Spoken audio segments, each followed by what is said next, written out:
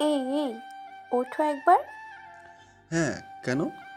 কেন আবার কি খেতে হবে না নাকি? আমি খাবো না। তুমি কে শুয়ে পড়ো। ওরকম করতে নেই, খেয়ে নেবে এসো। ভালো লাগছে না আমার খেতে। তুমি খেয়ে। এরকম জেদ করছো কেন? দেখো, না খেলে তোমার শরীর কি করে সারবে? জেদ নয়, ভালো লাগছে না।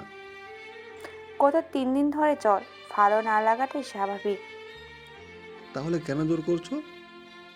কারণ এই গত 3 দিনে তুমি সেইভাবে কিছুই খাওনি।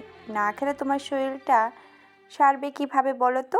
শরীরের লড়াই করার ক্ষমতা যদি না থাকে তাহলে সে লড়াই করবে কিভাবে? কিন্তু।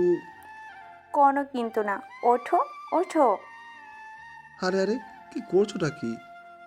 তুলে না বসালে তো আপনি বসবেনই না, সেটা আমি বেশ ভালো করেই জানি। উফ বাবা, তুমি না। এবার খেয়ে নাও চুপ করে। কিন্তু। আরে আরে, কি করছো কি? লক্ষ্মী ছেলের মতো চুপচাপ না খেলে এমন জোর করে খাওয়াতেই হয়, বুঝলে? তাই বলে এরকম করবে? আর বাদ করব। নাও নাও, পুরোটা খেতে হবে, এরপর ওষুধ আছে। উফ, আর পারি না। খালি ওষুধই খাচ্ছি। মোটা কিরকম বিরিয়ানি বিরিয়ানি করছে। ওরে বাবা রে, এই খেতে পারছে না, আবার বিরিয়ানি চাচ্ছে। আরে, এ তো রোগীর খাবার। এসব খেতে কার ভালো লাগে? তা তুমি তো এখন রোগী, আগে সুস্থ হও তারপর বিরিয়ানি। ওকে মহারানী, যেমন আপনার ইচ্ছে।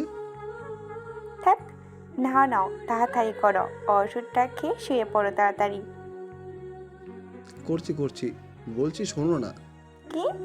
সারা জীবন এভাবেই আমার খেয়াল রাখবে? এটা আবার বলতে লাগে? অবশ্যই। কখনো ছেড়ে যাবে না তো? না, সারা জীবন এইভাবেই থেকে যাব। আই লাভ ইউ পাগলি। I love you two.